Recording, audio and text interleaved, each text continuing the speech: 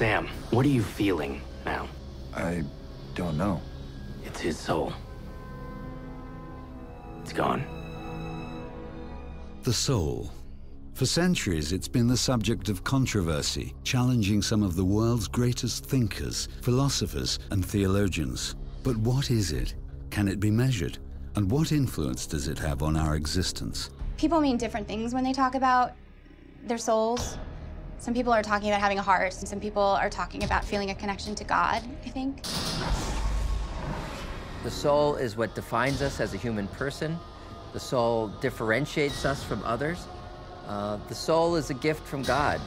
Souls, it's a great mystery. I'm more skeptical about the idea. I think something that's in human beings that makes them either moral or not moral is unknowable. It's amazing how the pesky little soul gets in the way. But not for you. You will be the perfect animal.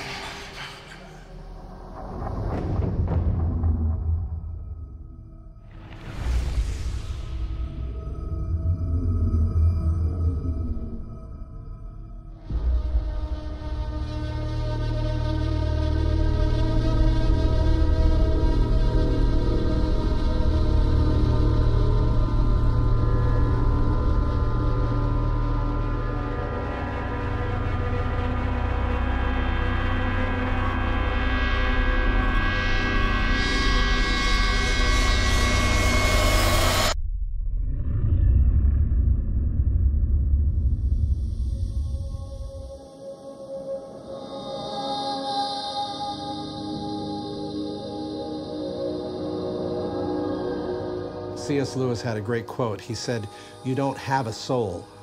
You are a soul. You have a body." And I think that's really a very good summary of the soul. The soul is the essence of everything that we are, but it continues to exist beyond the body. Some people's concept of a soul is strictly a religious concept. That is, it's the part of us that goes to heaven when we die, or in Eastern religions becomes reincarnated. In the Christian tradition, we believe that the soul is timeless. It's created by God. So the soul, when the body dies, the soul is united with God. The soul is God's image within us, and God invites us to know that deeper. Is it a spirit? Is it an energy? Is it, it could be any of those things. I don't know why we think there's something bigger than ourselves. I just know it seems to be universal. It comes up in every culture. It seems to have come up in cave paintings, comes up in pop songs and Shakespeare, and I don't know. But whatever it is, it's part of what makes us human. These are questions that it's from the beginning of time, beginning of man, I guess, is thought about what happens to your soul. Where is it? What is it that makes us different than, other animals?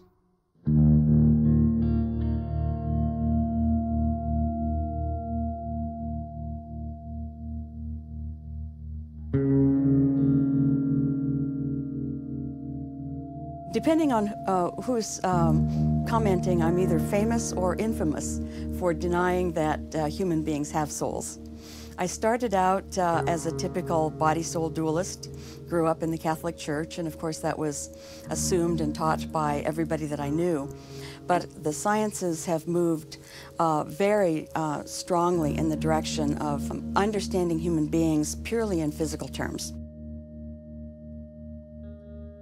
We're probably like a reasonably well-evolved brain, a reasonably well-involved computer that suddenly became self-aware, and then once it became self-aware said, I'm thinking, and I'm this thing, and I'm a brain inside of a body, and I really feel different and separate from this meat suit that I'm wearing.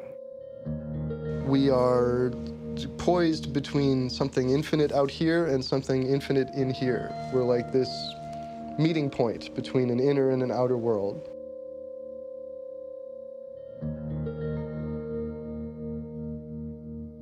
A As early as the 4th century BC, the Greek philosopher Plato made extensive studies of human thought and proposed some of the earliest theories to define the soul.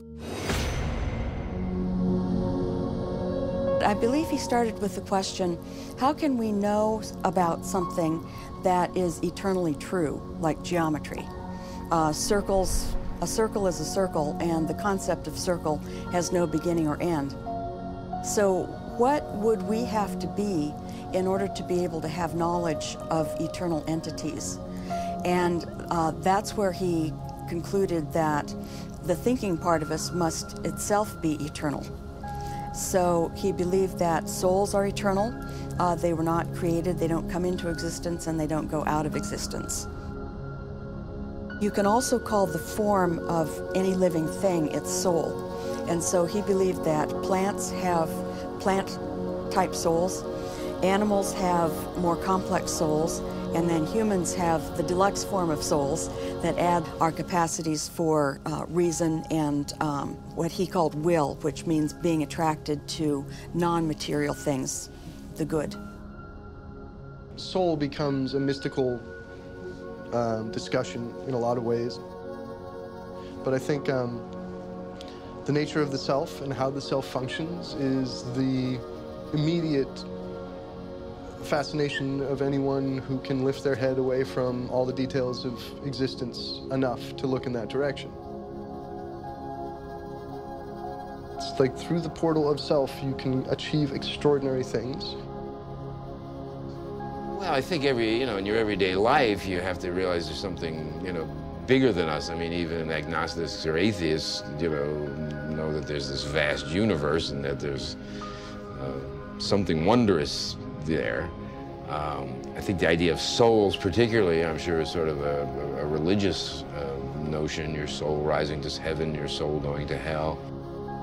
It's extremely important because how can you talk about human aspects of Christian belief if you haven't first pinned down what is a human being actually? It's pretty widely agreed now that neither the ancient Hebrews nor the first Christians believed in souls. They believed that they were animated bodies. And then theology got sort of formulated around the notion that we are dualistic beings. Had Plato defined the soul, or was his method of thinking incomplete? Did he explain everything, or did his concept of the forms still leave larger, unanswered questions that could only be left to faith?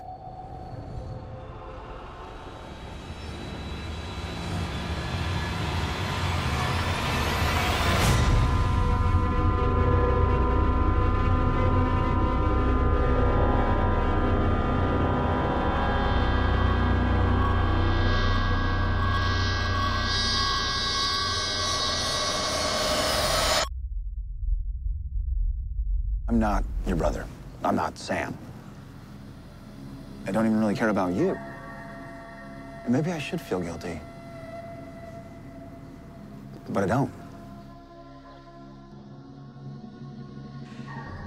In the world of supernatural, souls are the things that make us definably human.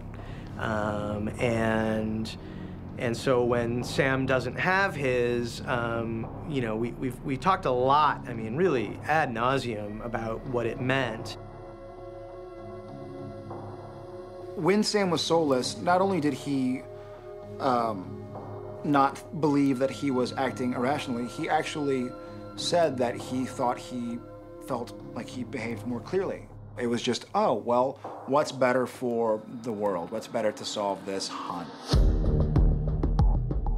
I think the importance of the soul was never really understood until this season as far as the characters go. They didn't know that it was that important to a being, and not only to an individual, but important in the grand scheme of things. The human soul is not a rubber ball. It's vulnerable, impermanent, but stronger than you know, and more valuable than you can imagine. There is a long history in Western thinking that attributes human value to the soul. And this comes from a concept that goes way back in Greek philosophy, that you can organize everything that exists in a hierarchy of beings. Anything that's spiritual is above this great dividing line, and everything above it is good, whereas everything below it, including human bodies and animals and rocks and dirt and all of that, is less and less good. And so there's still a lingering attitude in our society that attributes a greater degree of goodness to something that's spiritual as opposed to something that's material.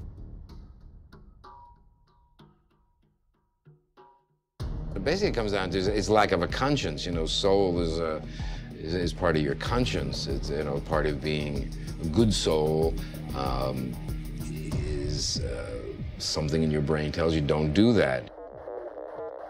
When we played Soulless Sam, we were just basically talking about a guy who had all these skills to do the job, but didn't have a conscience.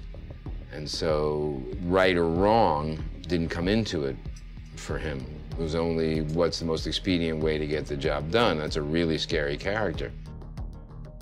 We basically just got to do a case study on what happens when you put somebody really smart with a really high level of ability in the middle of a situation with no soul. It was sort of a show don't tell situation for us.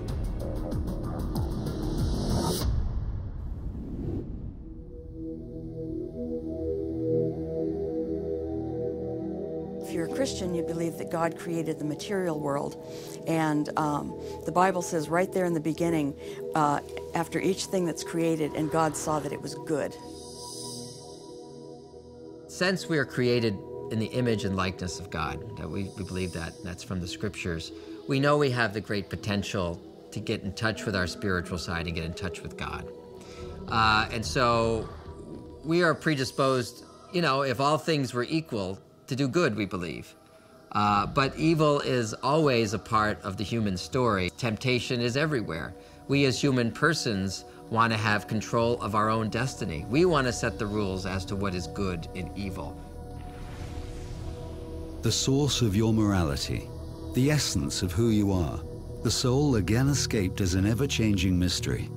Then, in the early 1600s, as man began to contemplate physics and the discovery of matter, another philosopher began to pursue the understanding of the soul. Descartes is called the father of modern philosophy. I'm not quite sure he deserves that title, but he's definitely got it anyway. One of his most significant contributions was, in fact, essentially reinventing the concept of the soul. Descartes was Catholic. He was educated in the Catholic tradition, and he essentially went back to early Greek philosophical views of the difference between body and soul. Descartes claimed that there are two kinds of substances making up reality. There's extended substance, which is matter, and there's thinking substance, which includes minds or souls, and he could use those terms interchangeably, and angels. This examination of Sam and the soul and soullessness and souls and supernatural, it's like it just sort of happened to kind of coincide with looking at those sort of assumptions about like Descartes, about like various other like takes on what it is to be a human being, what it is to be an aware, sentient point of perception in this universe. The show itself has led us in these directions for a long time, making us look at all of these different ways of treating death, burial, afterlife, the soul. It's a natural companion of the series. In Christian belief, we understand God in three different persons, or three different ways, if you will. God who creates, God who reconciles, and then God who sends His Spirit to animate us. And when the soul is missing, we're lifeless, our body is dead. Substance or spirit, tangible or intangible, the debate over the human soul continued. Then, in the early 1900s, as science and technology further developed, one man sought to end the debate by attempting what no other had, to capture the weight of the soul at the threshold of death. Duncan McDougall was a physician, and he wanted to test whether or not when a person died, the person's body would become lighter. In other words, was there substance to the soul? And when the soul left the body, could that be measured in some way? So he took, I think, about 6 patients, and these were people who had terminal illnesses and who agreed to die on his special bed that he had made that was very carefully calibrated to weigh them to very, very small amounts. And his conclusion after 6 patients was that in each case there had been about 21 grams less on the table after they died. That would have made sense, say, back in the 1st or 2nd century in the West, because there were some philosophers who believed that the soul was actually made out of a very subtle form of matter. And if now we associate the concept of matter with something that has weight, it would make sense. I don't take much stock in his research for 2 reasons. Number one, there have been many, many people who have criticized his research and have said that there are ways to account for the loss of the weight apart from whether or not it was a soul. Other scientists said there's an inevitable settling of your body fluids and a loss and excretion of fluids that would more than account for a loss as small as that from the body. At the same time as you're measuring that 21-gram differential, you're talking about a body that is infused with a variety of different electrical frequencies. The brain generates its own kind of very signature frequency, and there's a bunch of we're full of clocks. McDougall himself said that what he was trying to look into could not be proven without many, many, many more case studies. It's the same thing about proof about ghosts. You just want to believe it so badly, but I don't know if the hard data is really there. As inconclusive as it was, the experiment did pose another question. If the soul leaves the body when we die, where does it go? Most people believe it moves on to a better place. But what about damnation? What about the place we call hell?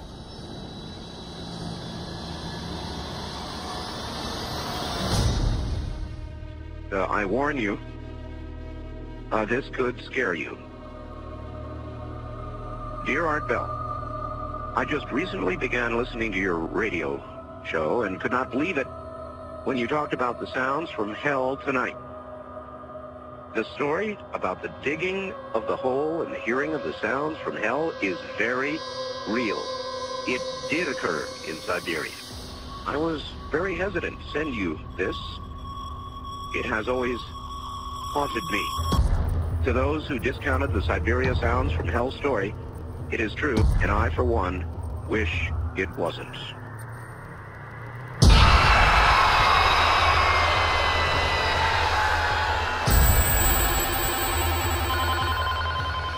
This is Talk from the Heart. My name is Rich Buehler. Welcome to our 4 o'clock hour. We're devoting this hour to you and to your hearts and to open calls. Well, I first heard of the story of drilling to hell from my radio audience on my radio talk show. People started calling and asking me about whether or not there really was a time when Soviet scientists had drilled into the Earth's crust in a very, very deep hole, had put a microphone down the hole, had heard torment through the microphone, and became concerned that they had, in fact, became fearful, terrified, that they had drilled into hell. A well to hell. Was this the definitive evidence to the existence of souls that mankind had been searching for? Or was the mystery just beginning to unfold? The name that was most mentioned when my callers called was a man who had a television ministry and an evangelistic ministry traveling around the United States. So I contacted his office and I said, I've heard about this story of drilling into hell. Is it true? And the lady who answered the phone at his office said, oh, yes, it's true. We've got documentation. We have a letter from a man who says that it really did happen.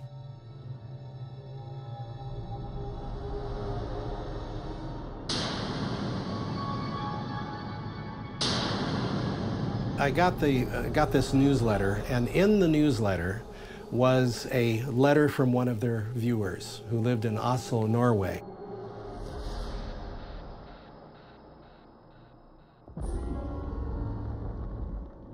I called directory assistance for Oslo, Norway, got a phone number, and I called him up.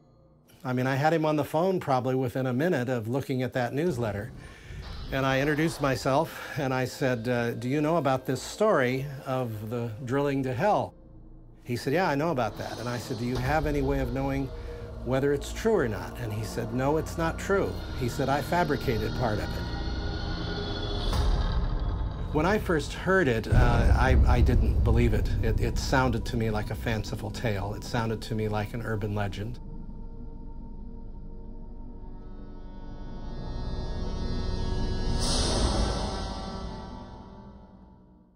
Well into hell. Is there hell inside the earth? Well, no, hell is a state of mind.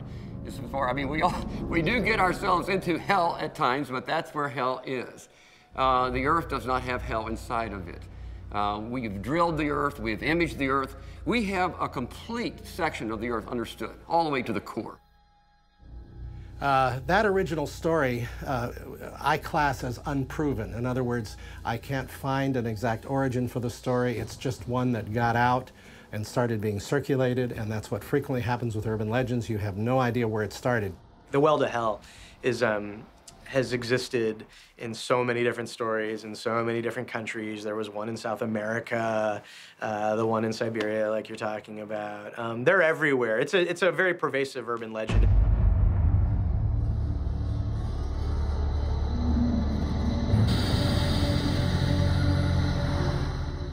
You know, when we do it, putting a hole in the ground or opening a door, I mean, this is all metaphor.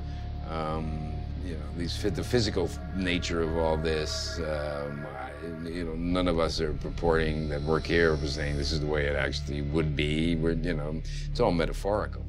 Well, that's what our show does, really, is say, this is the lore you've heard, and then here's our twist on it. Here's the truth under the story that you've heard.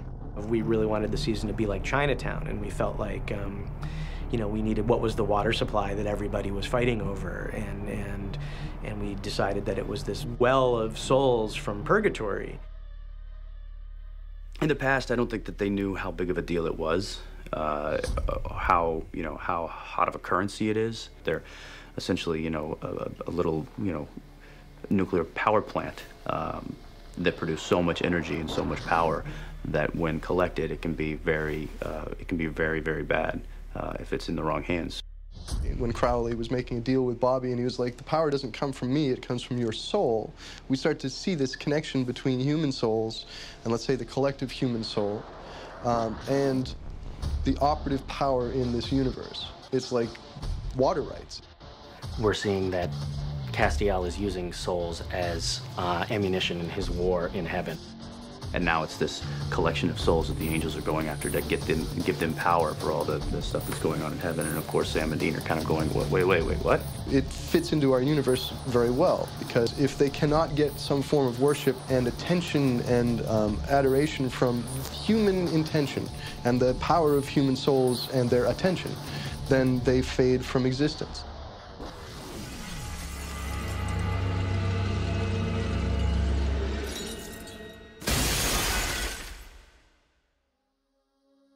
It was challenging. It was one of the more challenging things to execute. Everyone had strong opinions about the nature of the human soul. Turns out we're a more introspective bunch than we seem. We're a bunch of sort of comic book geeks. And yeah, I mean, luckily we had a lot of story, and the plot and the structure helped to guide us because we had, you know, it was useful that we had these things that we had to fulfill.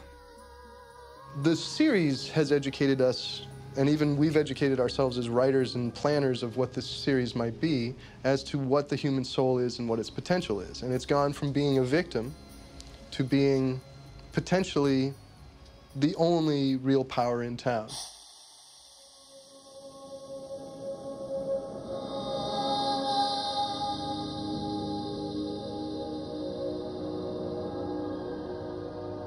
I think with Christians and with all religious people, there is a danger zone because we do believe in the supernatural.